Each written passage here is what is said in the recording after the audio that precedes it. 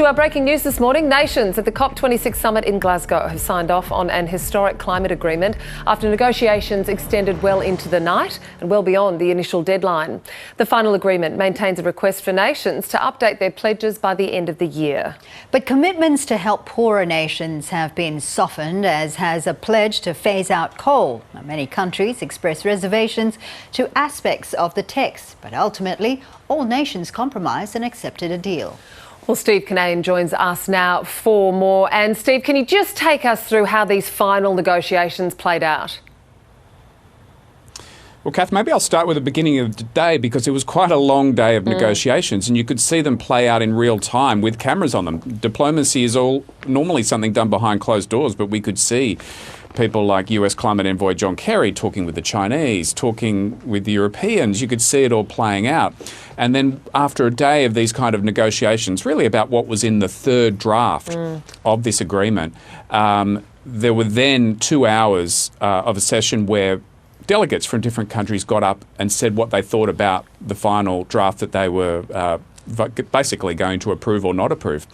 And then we started to see a few cracks around the language with coal. So we saw China, we saw India, we saw South Africa all raise issues around that language of phasing out of unabated coal, and also around getting rid of subsidies for fossil fuels. And then it was really up to the COP president. Did he try and push back and try and say to India, you know, everyone else is backing this, you know, you've got to back it as well, or do you compromise? And in the end, what happened was India put forward an argument with China that they changed the language from phase out of unabated coal to phase down unabated coal. And that is something that Alok Sharma ended up agreeing to at the very last minute. Here's how he reacted at the time when he did agree to that. May I just say to all delegates, I apologise for the way this process has unfolded, and I'm deeply sorry. I also understand the deep disappointment. But I think, as you have noted, it's also vital that we protect this package.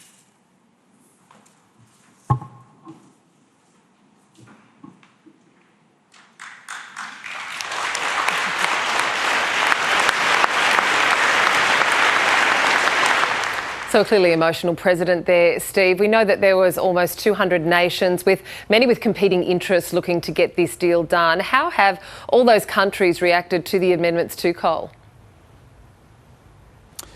A lot of them are angry, disappointed, certainly from Pacific nations who, of course, have to deal with rising sea levels. European nations as well express anger, disappointment, sense of betrayal. You've got to remember that there are a lot of compromises made by other countries, particularly poorer countries, who want compensation for loss and damage from climate change. They were willing to compromise on that because they believed in the whole package, the rest of the package, but they were upset that they weren't allowed to do deals on what they wanted, but it seemed like India and China were at the last moment. Here are some of those voices and how they expressed themselves after the announcement. Express our profound disappointment that the language that we have agreed on coal and fossil fuel subsidies has been further watered down. We accept this change with the greatest reluctance. We do so only, and I really want to stress, only, because there are critical elements of this package that people in my country need. At the stocktake, we already compromised to what we perceived was an agreement by parties, even if we were unhappy with the text. But now we learn that there are even further changes that we were not being made aware. So, Steve, do you think this deal puts some more pressure on Australia on its 2030 targets when you look at the final agreement? Definitely, because a part of that deal is that countries have to come back with enhanced and stronger emissions reductions targets for 2030. And that's they want them to come back next year from what they've delivered this year. Now, Australia hasn't increased theirs since 2015.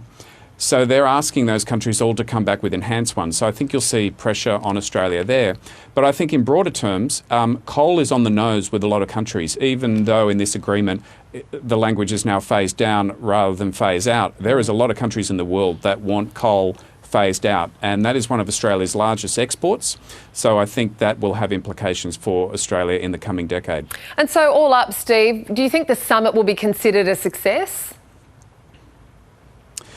It depends who you talk to. A lot of the green groups and NGOs were hoping for more. A lot of the governments are happy with what they got. You've got to remember there was a lot of side deals that happened around deforestation, around reducing methane. There was, of course, that big announcement that China and the US were talking about climate. That is seen as a win. I guess really how it will be judged, and this bar was set by Boris Johnson and Alok Sharma, that they wanted to keep 1.5 degree temperature rise within reach. Alok Sharma thinks that's the case. He says it's touch and go. Here's what Alok Sharma, the COP26 President, said around whether it's a success or not. Together, over these 2 weeks, parties have demonstrated what the world had come to doubt: that countries can rise above their differences to unite against a common challenge, and that this multilateral process can deliver.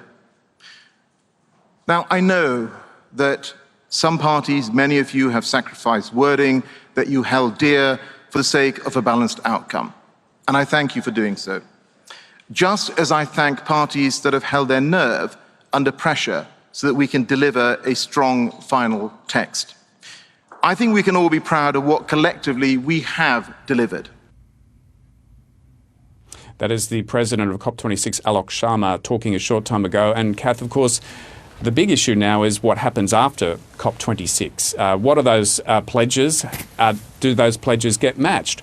Do more countries come back with more enhanced emissions reductions targets next year, like they've asked for in this document? And what do people want? Because there was a lot of leaders talking inside the conference, but there was also a lot of protesters outside, and there's questions over whether the leaders was tapped into the voters when it came to issues around climate change. So there's a lot to follow up on after this conference in the form of pledges and in the form of what happens next at the next COP as well. And we all know how critical time is on this issue. Steve Kinane, thank you so much.